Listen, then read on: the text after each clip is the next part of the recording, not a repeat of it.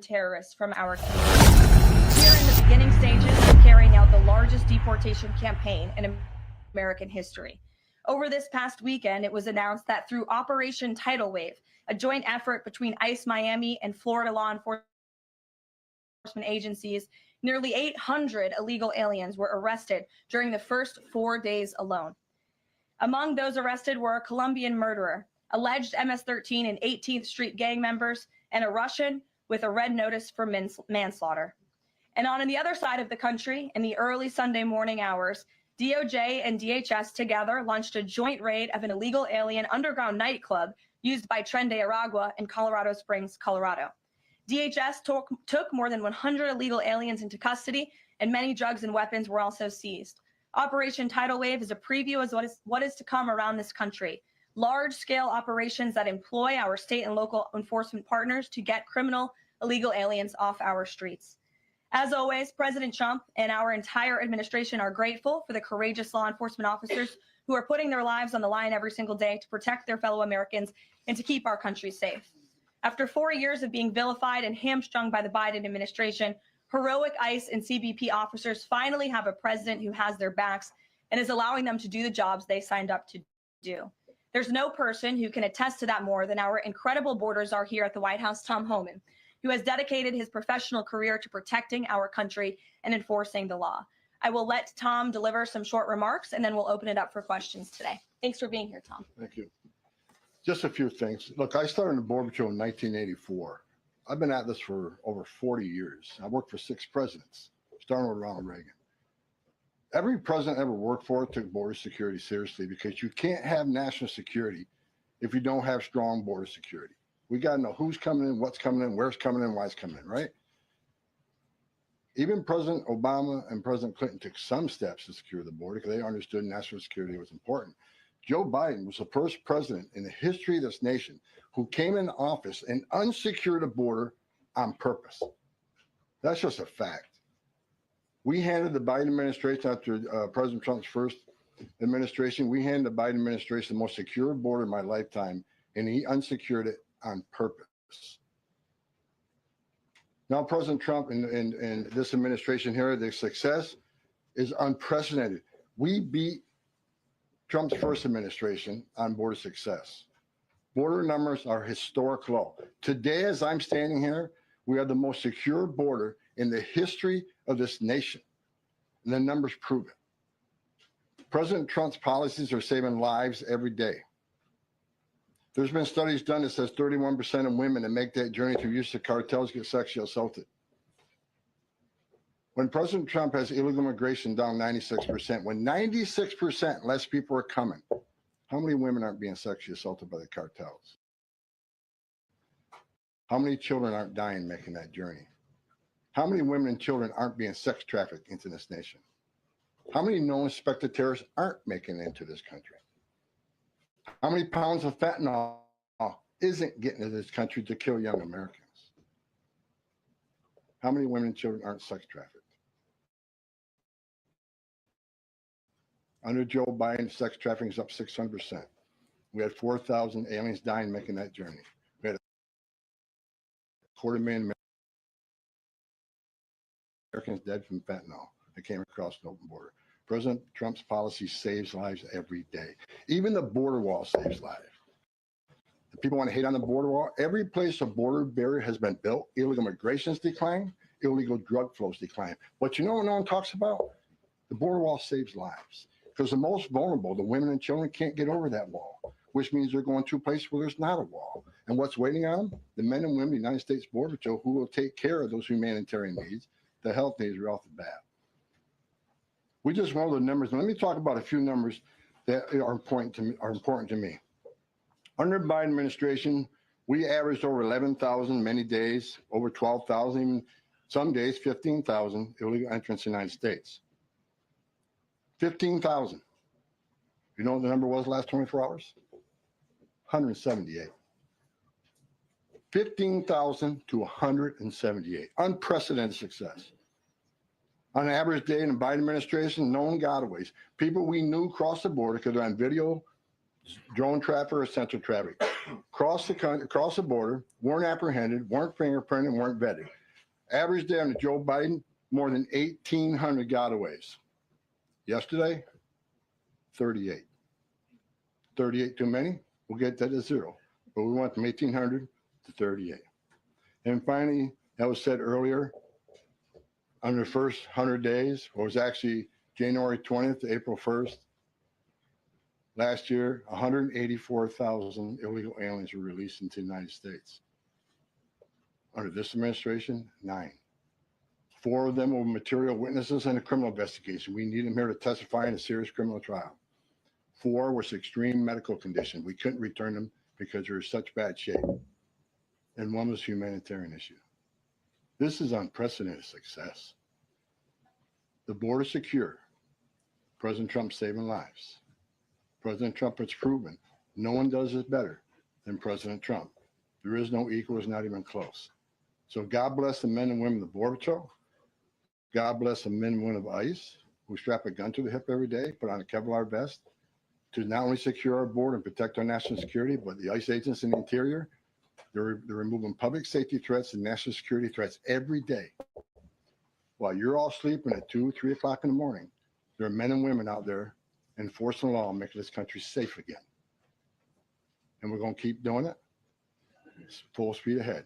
So I'll leave it at that. Awesome.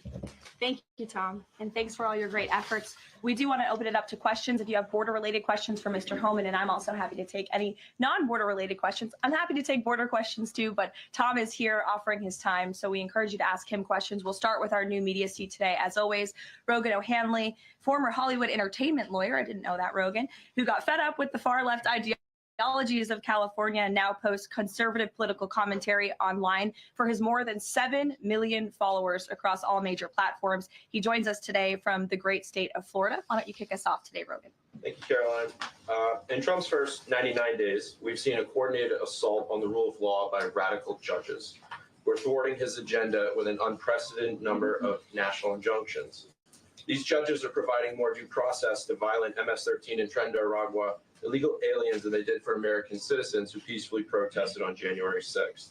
As Stephen Miller has highlighted, it would be utterly ridiculous to have full trials and appeals for the more than 15 million illegal aliens that came across our border under Joe Biden. Many are now calling for Trump to circumvent these radical judges and consider suspending the writ of habeas corpus solely for these illegal aliens in accordance with the terms of Article 1, Section 9 of the United States Constitution, which explicitly allows for such a measure when there is a rebellion or invasion. There's strong precedent for this action, being that it was exercised by 3 of our greatest presidents, Abraham Lincoln, Ulysses S. Grant, and Democrats' favorite president of all time, FDR. All 3 of which are not only celebrated by historians, but are immortalized on our national currency with their faces on there. Furthermore, all 3 used it against American citizens, where in this instance, we would only be using it against illegal aliens. I think almost every reasonable American would agree that 15 million illegal aliens coming across our border under Joe Biden counts as an invasion, especially since many, as you highlighted, are now robbing, assaulting, raping, and killing American citizens. Historic assaults on our republic require reciprocal action from our government. The Trump administration is planning to suspend the writ of habeas corpus to circumvent these radical judges who are infringing on his Article 2 powers and to start shipping out illegals en masse.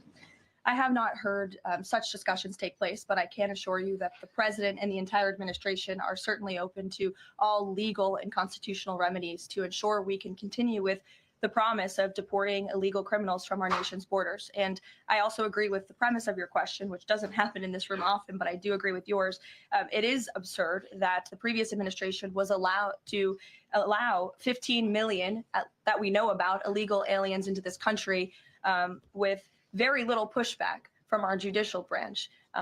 But this president is trying to simply enforce our nation's immigration laws and is facing roadblock after roadblock. So we're complying with court orders, but as Tom Homan has said every day, we're going to continue to forge ahead with this mass deportation campaign, and the president is open to all remedies to do that. Thanks for being here today, Rogan. If I can also answer your question, as far as the judges, look, we just arrested the judge, Pambani, for impeding ICE enforcement removals. I said from day one, you don't have to support ICE's operations. You can support sanctuary cities if that's what you desire to do. Sanctuary cities can stand aside and watch ICE keep their community safe, because any public official, whether you're mayor, city councilman, or governor, their number one responsibility is protection of the communities. And ICE has been clear, we're targeting public safety threats and national security threats. I can't believe there's any elected official, and especially a judge, that doesn't believe we should be doing that, and they should be helping us. But I said from day one, you can sit aside and watch, you can argue against us all you want and protest all you want, but when you cross that line, and I've said this 1,000 times, when you cross that line to impediment or knowingly harboring, concealing an illegal alien from ICE, you will be prosecuted, judge or not. And as far as releasing so many people, you know why the Biden administration released millions of people in the United States? No one ever talks about it. I'll talk about it. Why did they release people into the interior of the United States and put them, rather than put them into an ICE bed? Why not put them in an empty ICE bed at $127 a night rather than in a hotel room at $500 a night? They did it on purpose, because when you put them in ICE detention bed, they get a hearing in 35 days. Court records show 9 out of 10 people claim asylum, get order removal, they're gone. But if you release them and put them in a hotel room at $500 a night, their hearings can be 5, 7, 9 years. You pull out all appeals. And what are they hoping for then? That another Democrat administration is in power. They can award an amnesty to millions. This is about selling this country off for future political power. That's what it was. The law clearly says if you arrive at our border without proper documentation, you shall be detained. Not maybe, not think about it, shall. And that's what President Trump's doing. Catch and release is over. That's what the law says, and that's what we've done. Mary.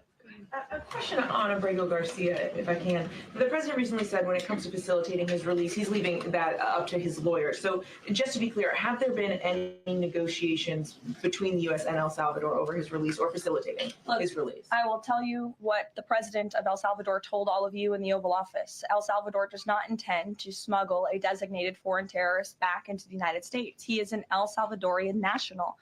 That is his home country. That is where he belongs. And the administration intends to comply with what President Bukele said of El Salvador. He does not intend to send that individual back. So that's a no. There's been no talks.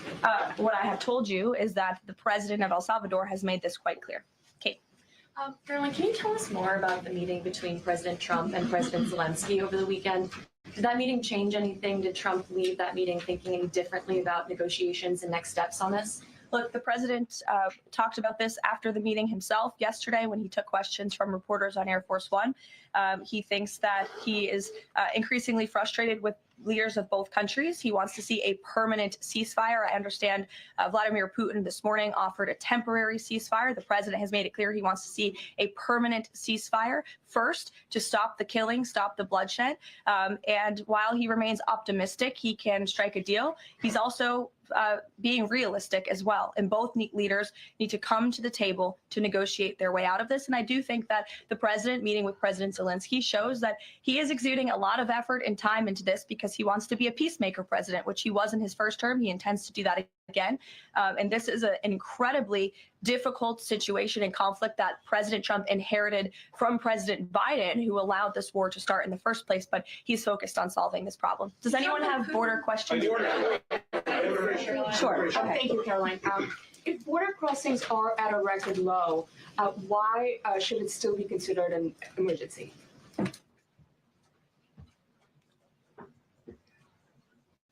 It's because of what has happened on the last administration. We got to ensure that not 1 ounce of fentanyl comes across the border to kill Americans. The president has declared the cartels in Mexico a terrorist organization, along with MS-13 TDA. They killed more Americans than every terrorist organization in the world combined. It's an emergency till we shut it down. It's an emergency till the cartels are wiped off the face of this earth. President Trump's committed to saving every life. Now, I just mentioned gotaways 38 yesterday. Who are the gotaways? Where do they come from? We had over 2 million gotaways under Joe Biden's administration. Why did 2 million people pay more to get away? Under the Biden administration, you pay a cartel this amount of money to cross the border. Cartel's job ends at the border. Just turn yourself in a green uniform. Get released in 24 hours. Get a free airline ticket to the city of your choice. Get a free hotel room. Get 3 meals a day. Get free medical care. Get work authorization in 90, 120 days, which is the real reason they came here. Why did 2 million people pay more to get away? Because they didn't want to be vetted. They didn't want to be fingerprinted. We arrested over 400 people on the terrorist watch list coming across the southern border in 4 years. How many of the 2 million came? How many of the 2 million came from countries sponsoring terror? You think it's zero? Then you're ignorant.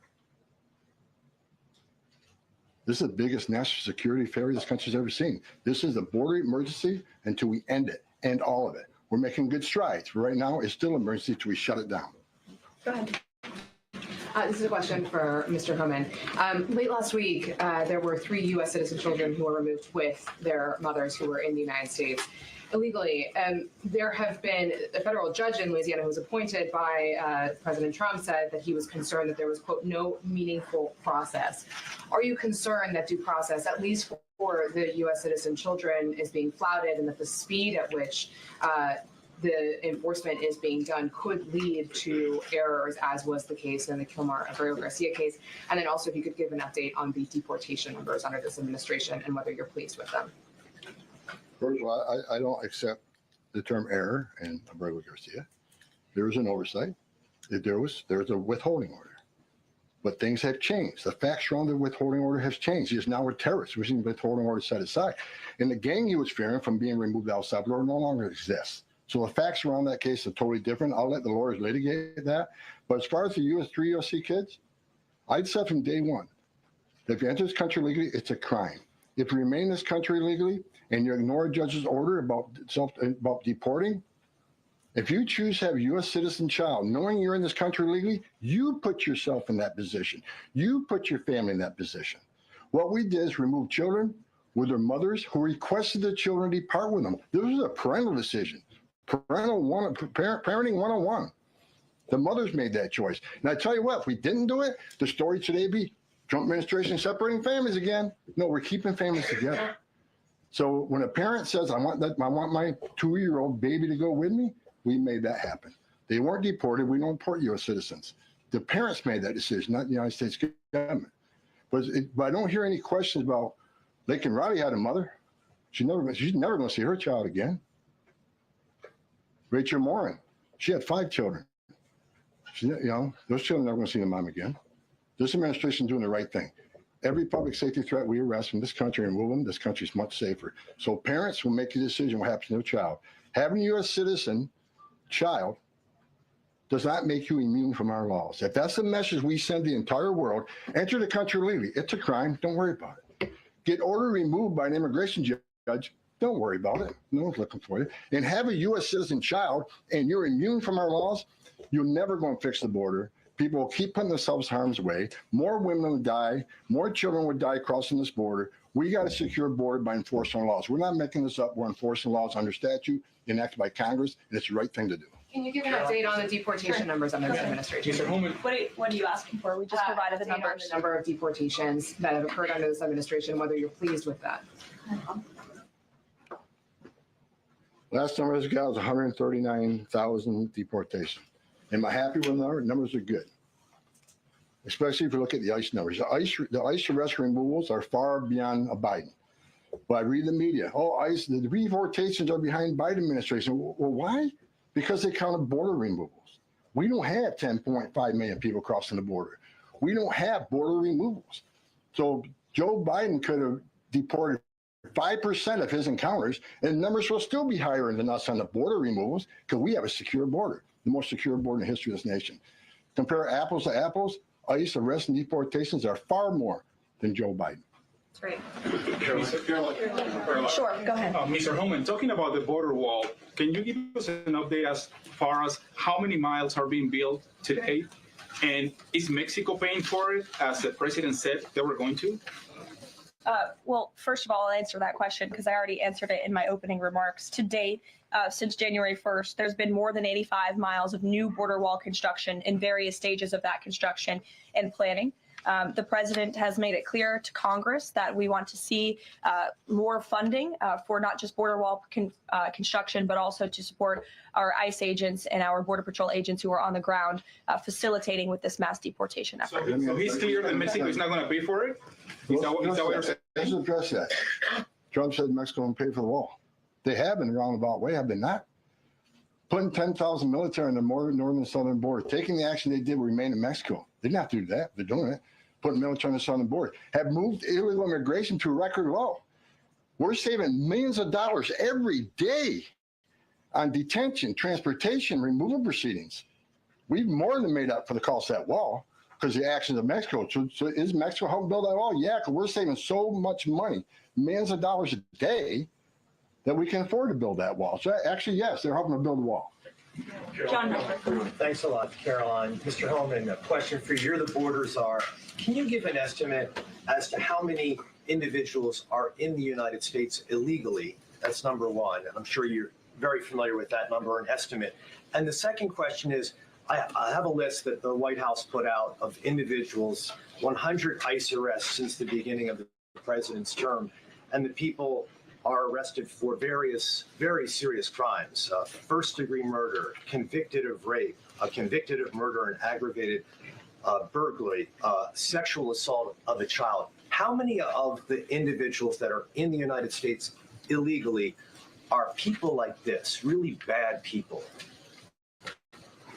Well, first of all, how many illegal aliens I think in the United States? At least 20 million. People say, where'd you come up with that number? We've been speaking about 12 million for 20 years. We know we got 10.5 that we know of came to the border. How many don't we know of?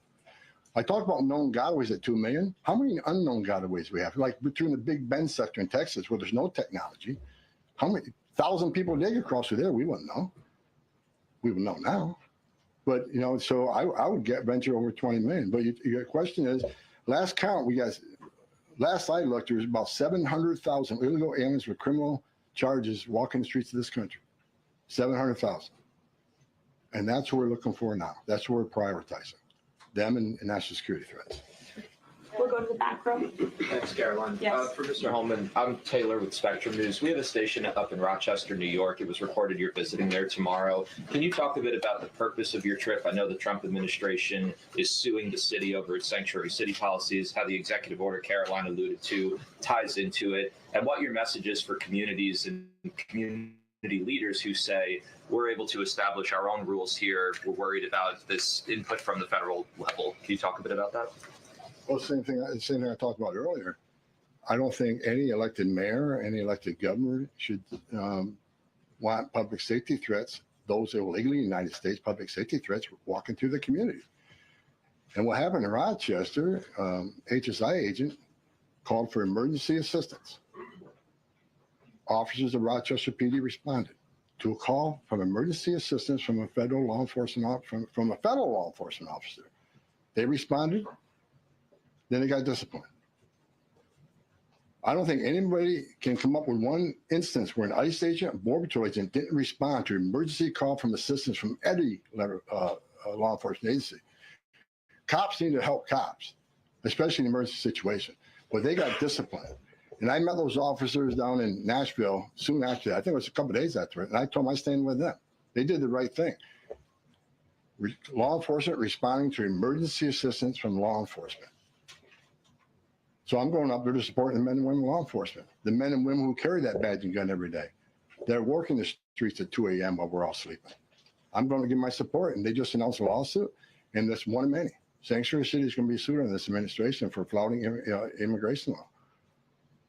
I mean, the law is clear, and they're violating it, and this administration is going to take actions. I'm going up there to show my support of men and women law enforcement. I started as a cop. And the community, I'm showing support for them, because the community wants their police officers to be officers too. The communities don't want public safety threats walking around their communities either. And that's what it's all about, and that's why I'm going. Caroline. Sure. Mr. Homan, how close are you to housing migrants at U.S. DoD facilities like Fort Bliss in Texas? Well, we're already housing at Guantanamo. Fort Bliss is being ramped up, so in the very near future. I don't have a timetable because things need to be done. Construction needs to be done. We'll make sure facilities are ready to accept. We'll make facilities are able to care for the people. They're going to be detained. So I don't know the timeline right now. It changes every day because of various issues, but we're working on it. Are you intending to hold families there, including families with American citizen children? Family residential centers are for families. They're not jails. They're open air campus built for families, which means they have child psychologists, they have pediatricians. And why family residential centers? Because we want to make sure that child is with a parent. Unlike the last administration who stopped DNA testing, who many investigations of children being smuggled in the country with some that wasn't related to them claiming to be a parent. So we're going to make sure children are with parents. We're going to make sure that's actually a family and that child ain't being trafficked. That's the main reason. Regarding the executive order on sanctuary cities, is the administration planning to pursue any more investigations or prosecutions like was done against the judge in Wisconsin against local officials? Well, we'd have to defer you to the Department of Justice, obviously, for specific prosecutions or cases against individuals. But as I said in my remarks, the executive order the president will sign later this afternoon does direct the Attorney General and also Kristi Noem, our great Secretary of Homeland Security, to provide a list of sanctuary cities in which local officials are not complying with this federal order and are not complying with federal immigration laws. It's quite simple. Obey the law, respect the law, and don't obstruct federal immigration officials and law enforcement officials when they are simply trying to remove public safety threats from our nation's communities. The American public don't want illegal alien criminals in their communities. They made that quite clear on November 5th, and this administration is determined to enforce our nation's immigration laws, and we're happy to provide the text of that executive order. And as I said, the president will be signing it later this afternoon. Sure. Excuse me. I want to talk about farm workers. The president said earlier this month that there could be leniency for some undocumented farm workers. I'm wondering, where do things stand with that? And I'm also wondering, does that at all undermine his message on immigration, that it's okay for some undocumented people to be in the U.S., but maybe not others? So the president was referring to our H-1B and H-1A visa programs, and there have been no final decisions on that at all. But the president, I think, what he was intended to speak about, what he was speaking about, is ensuring that we have a clean, legal immigration system that is being respected and obeyed. And the mass amount of illegal immigration that we've seen over the past 4 years in our country completely undermines our legal immigration system, those seeking citizenship, but also those coming here on a visa to legally and lawfully work. And the president wants to make sure that those programs are respected. Reagan. Thanks, Caroline. My question is for Tom. Tom Reagan-Reese with the Daily Caller. Over the weekend, ICE arrested 2 illegal immigrants for allegedly stealing Secretary Noem's purse over the weekend. What can you tell us about these individuals' immigration history as well as their criminal history? I don't have the criminal history, but I know the one that stole the purse is supposedly in the country legally.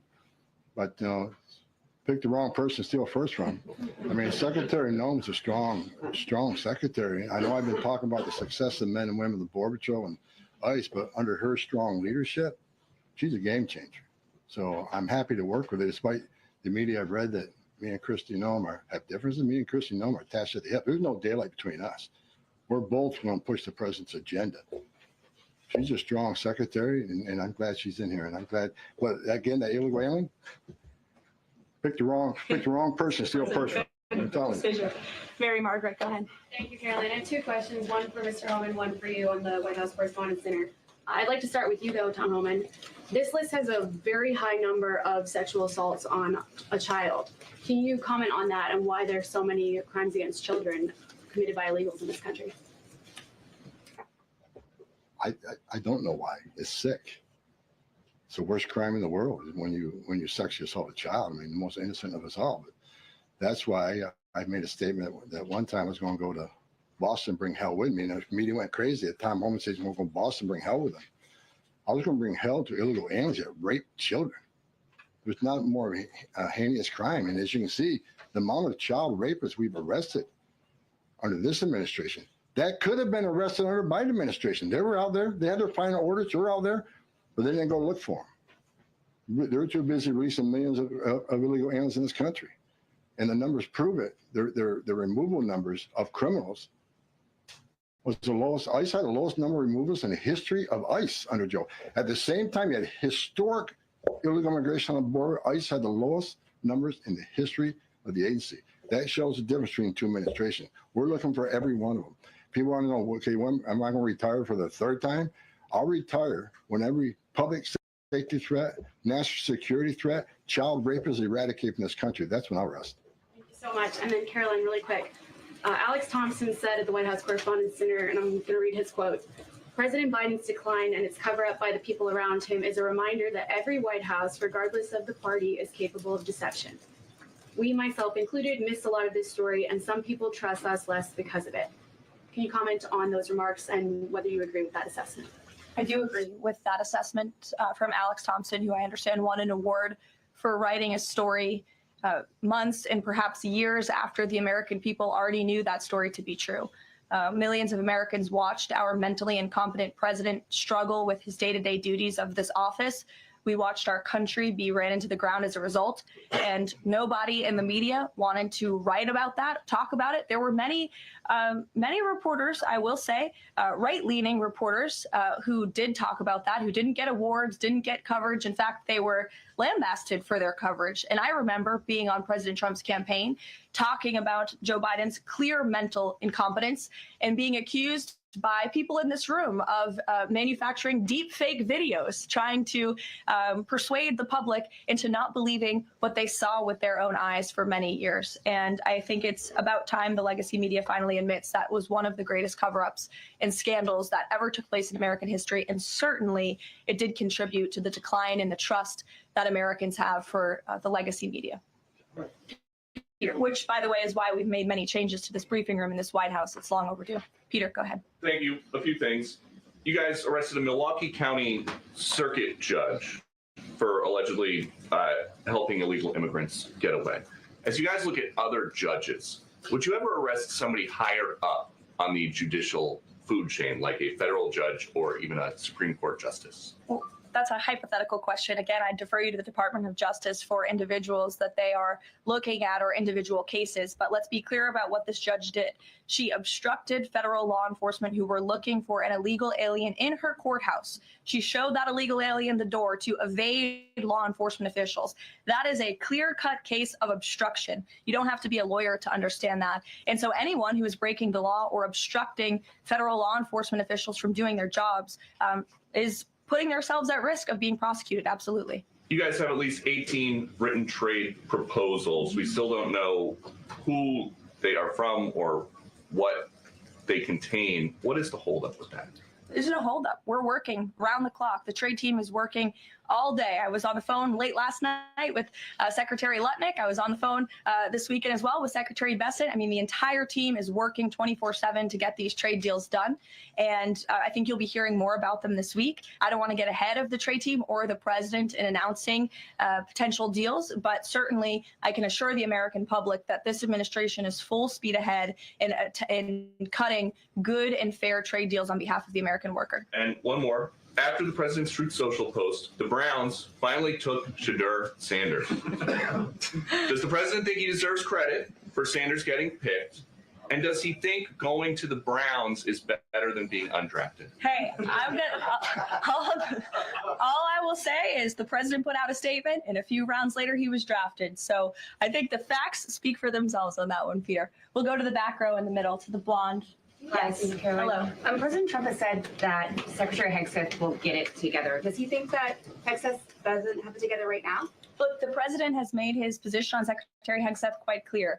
He absolutely has confidence in the secretary's ability to lead the Pentagon. It's why he nominated him for this position. It's why the Senate voted to confirm him in this position.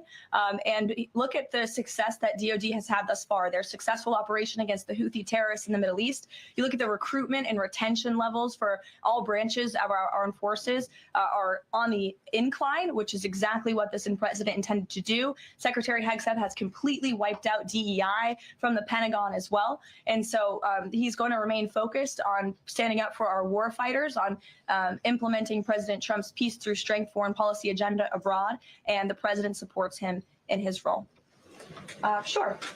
Many are wondering how these 10 or 20 million people are working.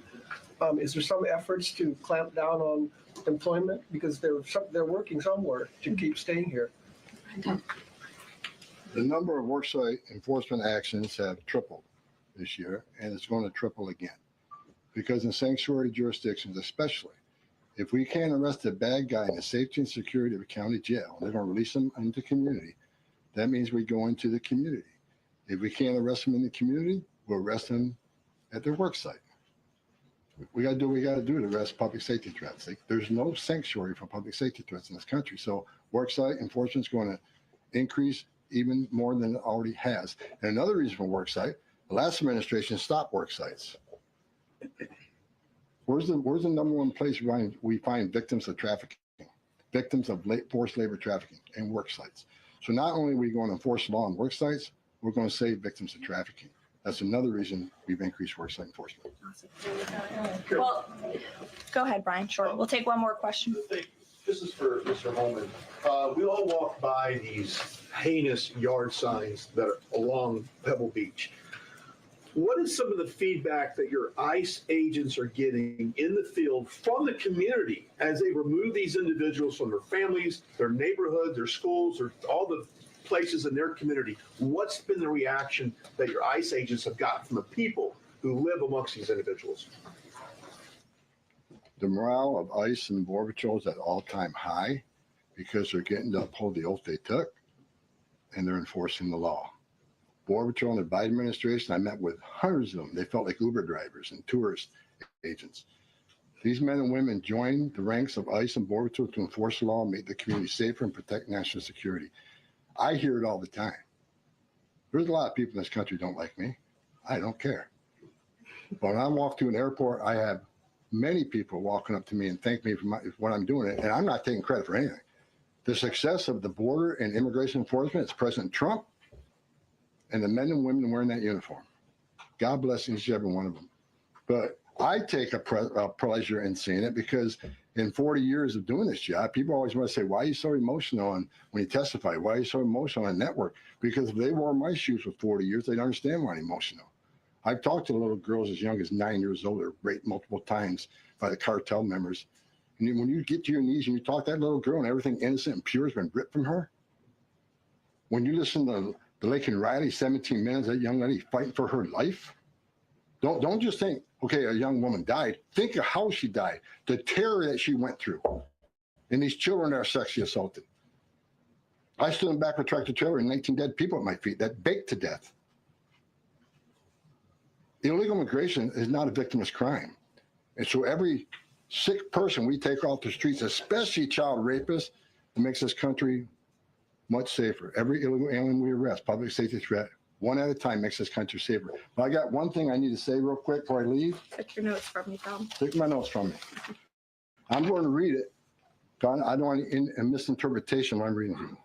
The registration requirements under 8 U.S.C. 1302. If you're illegal alien in the United States, this message is for you. You cannot hide from ICE. We're actively looking for you. Federal law requires every alien in the United States who has been present in the United States more than 30 days needs to register. For those 14 years or older, you need to be fingerprinted with the Department of Homeland Security.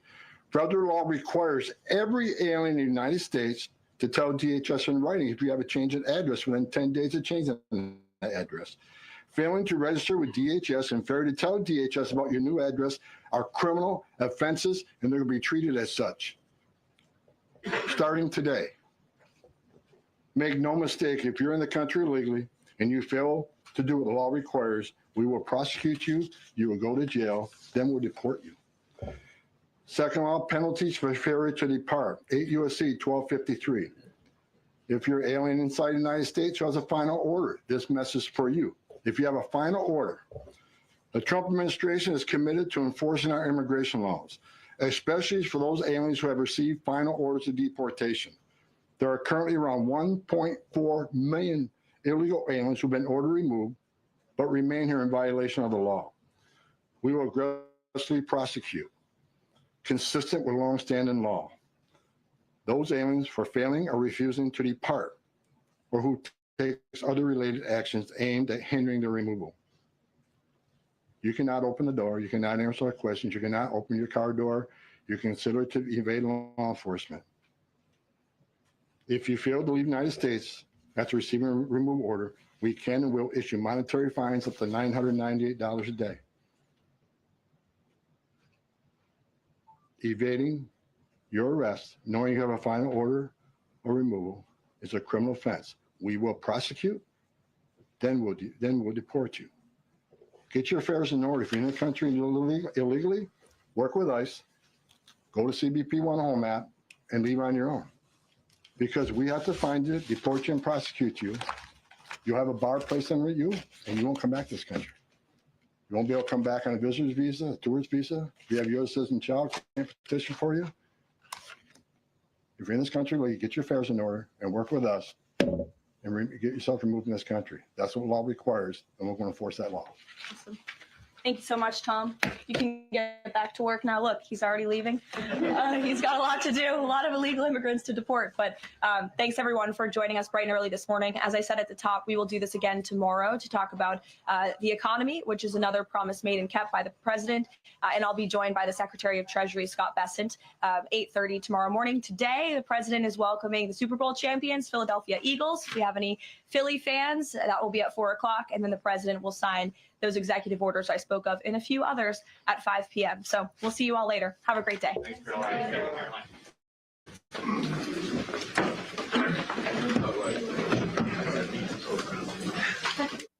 Live coverage from the West Wing of the White House press briefing, White House Press Secretary Karoline Leavitt, the border czar Tom Homan, sharing with the American people what is going on along the southern border. And what we're seeing is not a lot of crossings at this point. Great things happening there along the southern border.